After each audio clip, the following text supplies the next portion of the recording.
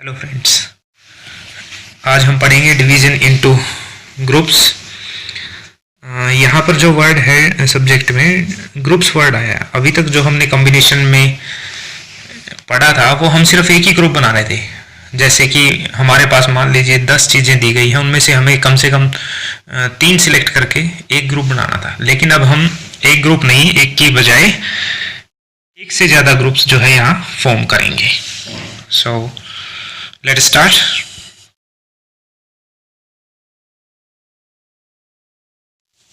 Now हमारे पास जो पहला आर्टिकल है, to find the number of ways in which m plus n things can be divided into two groups containing m and n things respectively. It means that कि आपके पास मान लीजिए total जो है m प्लस n थिंग्स हैं, उनको आपको दो ग्रुप्स में डिवाइड करना है। एक ग्रुप्स में m आएंगी और दूसरे में आएंगी n थिंग्स। सो इसको देखिए ज़रा कैसे डिवाइड करेंगे। सबसे पहले हम समझते हैं the number of ways in which m things can be selected out of m plus n things is equal to m plus n cm। Very basic formula कि अगर हमारे पास total m plus n things हैं, उनमें से हमें एक time पर m सिलेक्ट करनी है, तो कितने कॉम्बिनेशंस बनेंगे हमारे पास m plus n cm। Now यहाँ एक चीज़ नोट करने की है कि जब भी आप एक m थिंग्स का ग्रुप बनाओगे तो आपके पास कितनी थिंग्स हैं जो बचेंगी, थिंग्स बचेंगी हमारे पास। और जब हमारे पास एक ग्रुप बन गया m थिंग्स का, तो बाकी जो बच गए वो ऑटोमेटिकली एक ग्रुप फॉर्म करेंगे n थिंग्स का। सो इसलिए यहाँ पर ये लाइन लिखी गई है कि each time n things are left out they automatically form a group of n things. इसका मतलब ये हुआ कि हमें m थिंग्स और n थिंग्स के जब हम अलग अलग दो ग्रुप बनाने हैं, तो आप एक ग्रुप बना लीजिए। जितनी बार आप वो एक ग्रुप फॉर्म पर कर पाएंगे, ऑटोमेटिकली उतनी ही बार आपके जो दो ग्रुप हैं n थिंग्स वाले और m थिंग्स वाले वो बन जाएंगे। सो इसका मतलब क्या हुआ कि number of veg division of groups, दोनों ग्रुप बनाने के कितने तरीके हो गए। Therefore, number of ways of division of groups is equal to same as the number of ways in which m things can be selected out of m plus n thing, and which is equal to m plus n cm। and अगर हम इसको solve करेंगे, this will be equal to m plus n factorial divided by m factorial into n factorial। so यहाँ से हमें एक formula मिल गया कि अगर आपके पास m प्लस n थिंग्स है और उसके आपको दो ग्रुप्स बनाने हैं, एक में m थिंग्स होंगी, दूसरे के अंदर n थिंग्स होंगी, तो उसका फार्मूला हमें क्या मिल गया, m plus n factorial divided bye m factorial into n factorial. Now corollary, first corollary, अगर मान लीजिए हम m प्लस n अगर डिफरेंट नंबर्स हैं, यानी कि एक ग्रुप में मान लीजिए 5 चीज़ें हैं, दूसरे ग्रुप में 6 चीज़ें हैं, अगर m और n डिफरेंट हैं, तब तो जो हमने पढ़ा वो ठीक है। लेकिन ये भी हो सकता है कि जब हम दो ग्रुप्स बना रहे हो, दोनों के अंदर जो ऑब्जेक्ट्स हैं उनकी संख्या सेम हो, ये भी हो सकता है। तो in case if n is equal to m, यानी कि n और m अगर इक्वल हो जाएं, तो हमारे पास टोटल थिंग्स क्या बनेगी, 2m। So if 2m things are to be divided equally between two groups, या आप इसको ऐसे कैसे 2%, यानी कि अगर 2m चीज़ें हैं और आपको दो ग्रुप्स के अंदर इक्वली डिवाइड करनी है, तो हर एक ग्रुप के अंदर कितनी आ जाएंगी, containing m things each, and then the number of subdivisions क्या हो जाएंगे। जस्ट हम क्या करेंगे, जो ये ऊपर वाला फार्मूला है दिस वन, इसके अंदर n की जगह क्या करेंगे, m पुट कर देंगे, तो हमें मिल जाएगा 2m factorial by m factorial whole square. Now अभी जो हमने पढ़ा कि अगर हम दो ग्रुप बना रहे हैं और दोनों में ही सेम चीज़ें हों तो क्या होगा, लेकिन कई बार ऐसा होता है कि जब हमने दो ग्रुप बनाए और उन दोनों ग्रुप्स के अंदर आप कोई भी अंतर ना बता पाओ, there is no distinction between these two groups, तो हमारे पास क्या चेंज आएगा हम देखते हैं।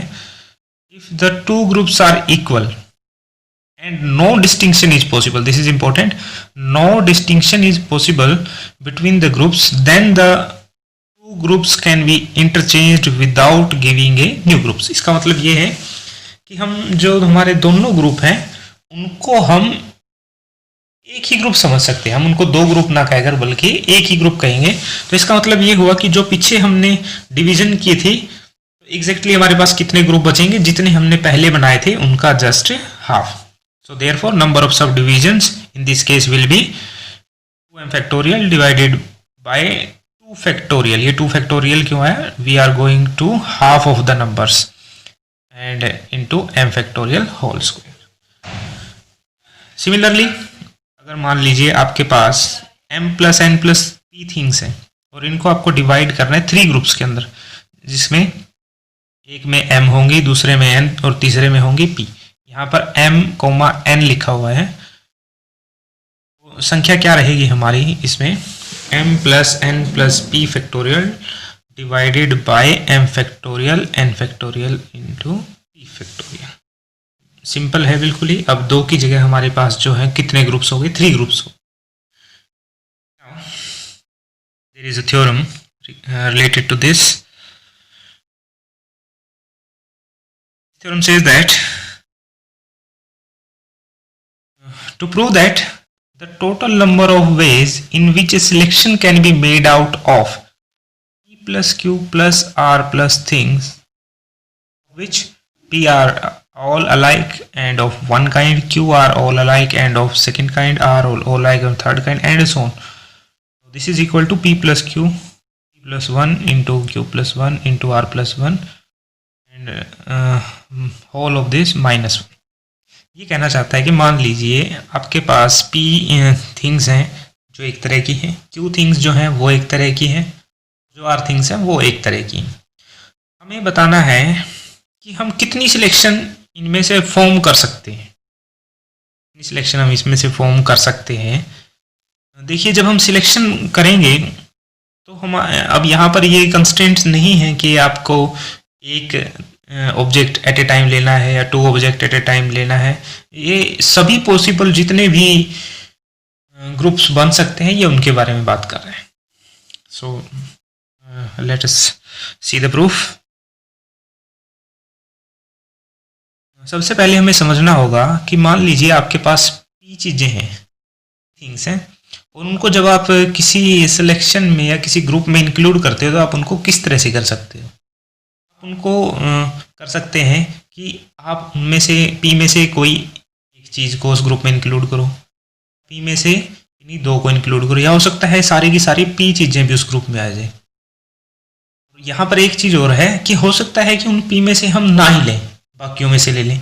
इसका मतलब ये हुआ कि अगर हम उन p में से कुछ भी नहीं ले रहे तो इसका मतलब जो p है वो यहाँ पर 0 कंट्रीब्यूट करेगा। अगर 1 लेंगे p में से तो 1 कंट्रीब्यूट करेगा। इसका मतलब there are p plus 1 ways of dealing with p like things. p में टेक 0, 1, 2, 3, 4 और यानी कि p चीज़ों को हम किसी भी ग्रुप में p plus 1 तरीके से डील कर सकते हैं, p plus 1 तरीके से हम ऐड कर सकते हैं। Similarly, q like things can be dealt with in q plus 1 ways. Similarly, और यहाँ पर जो है अगर r भी है तो similarly for r, so proceeding like this the total number of selection is equal to p plus 1 into q plus 1 into r plus 1। लेकिन यहाँ से हमें एक जो केस है हम मानकर चल रहे हैं कि p थिंग्स में से कोई ना चूज करें, q में से कोई ना चूज करें, और अगर हम इन सब की एक सिलेक्शन बना लें कि किसी में से किसी को भी ना चूज करें तो हमारे पास एक ग्रुप ऐसा बन जाएगा जिसमें कुछ भी नहीं होगा and which is meaningless.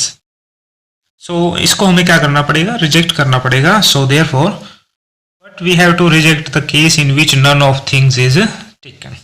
Required number of ways क्या आ जाएंगे? टोटल में से 1 को माइनस कर देंगे, मतलब टोटल आया था हमारा p plus 1, q plus 1, r plus 1, और अगर कोई r के बाद भी है तो इन सब का प्रोडक्ट -1। तो नाउ आई होप आपको समझ आ गया होगा।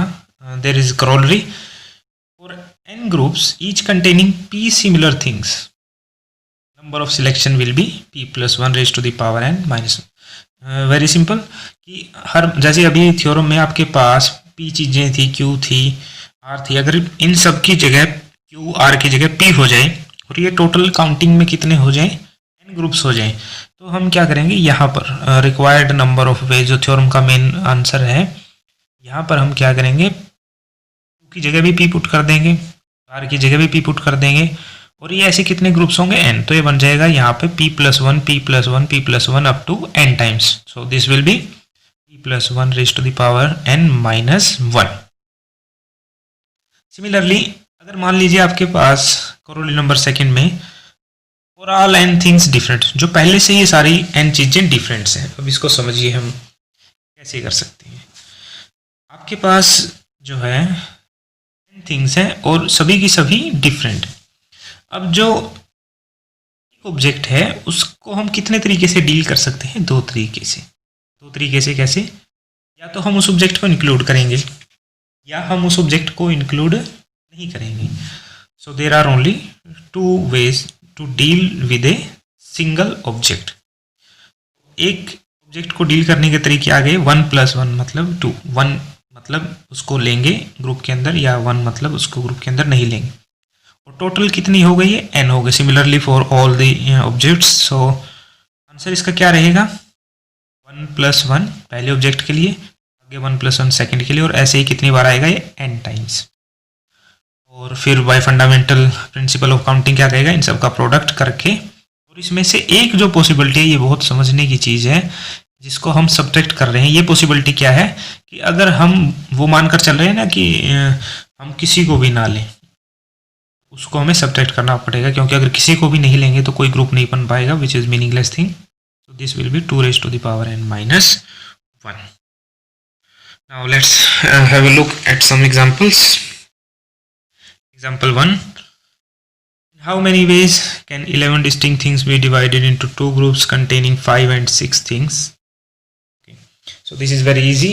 Here you can consider that m is equal to 5, n is equal to 6, and then you have to divide all the things into two distinct groups, which is very easy to understand by the formula m plus n factorial divided by m factorial into n factorial. So directly you can see that 11 factorial divided by 5 factorial into 6 factorial, and the rest is calculation.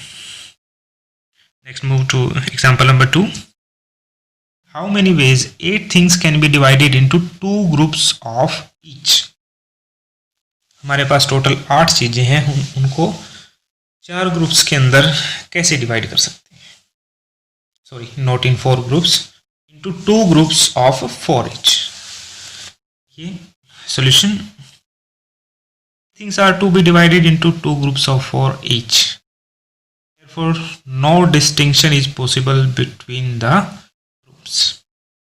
ठीक है, जब हम 8 में से हर एक group में 4-4 को divide कर देंगे और यहाँ पर 8 थिंग्स में डिफरेंट भी नहीं लिखा हुआ है, तो हम बता नहीं पाएंगे कि दोनों जो ग्रुप बने हैं उनमें क्या अंतर है।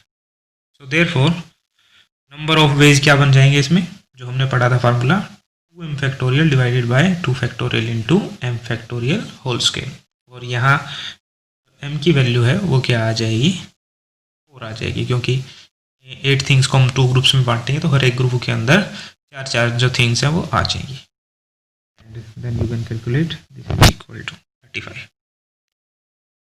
Move to example number 3. How many ways 52 playing cards to be distributed equally among 4 heaps, 4 players? यहाँ नोट करने की चीज़ है कि हमें जो 52 प्लेइंग कार्ड्स हैं वो इक्वली डिस्ट्रीब्यूट करने हैं, लेकिन 2 तरीके से। फर्स्ट पार्ट में तो हमें 4 हिप्स के अंदर, यानी कि हमें 4 ढेर बनाने हैं, इनके अंदर इक्वली जाएंगे। पहले तो फर्स्ट पार्ट को समझिए।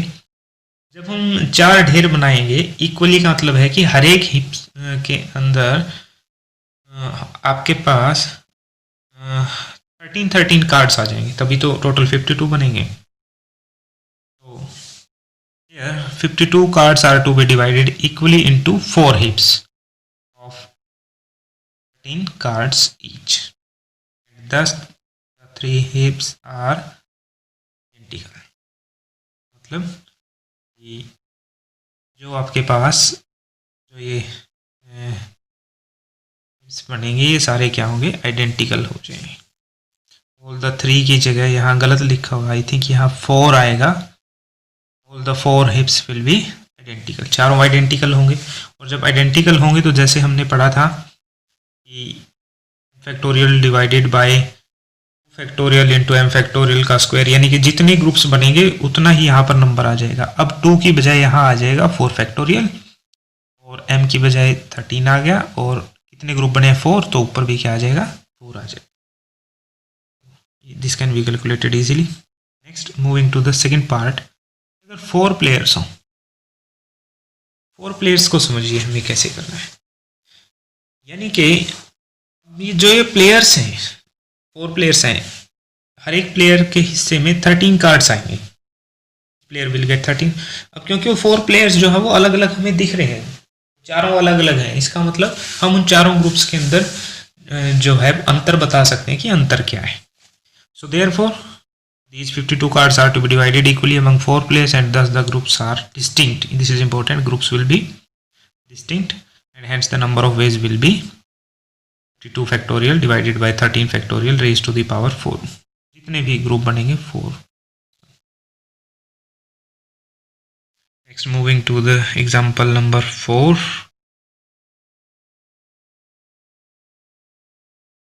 Person invites 13 guests to dinner and places 8 of them at one round table and remaining 5 at the other. मतलब पर्सन है जिसने 13 गेस्ट बुलाए हैं डिनर के लिए, और वो में से 8 को एक राउंड टेबल के साथ बिठाता है, और जो बाकी के 5 बचे हैं उनको अलग राउंड टेबल पर बिठाता है। At the other, other is important, other का मतलब दूसरी राउंड टेबल के लिए other. The number of ways in which he can arrange the guest. पहले समझिए यहाँ इसने क्या किया, पहले तो इनके 2 ग्रुप्स बना दिए। पहले तो हम ये देखेंगे कि ये ग्रुप कितने तरीके से फॉर्म की जा सकते हैं।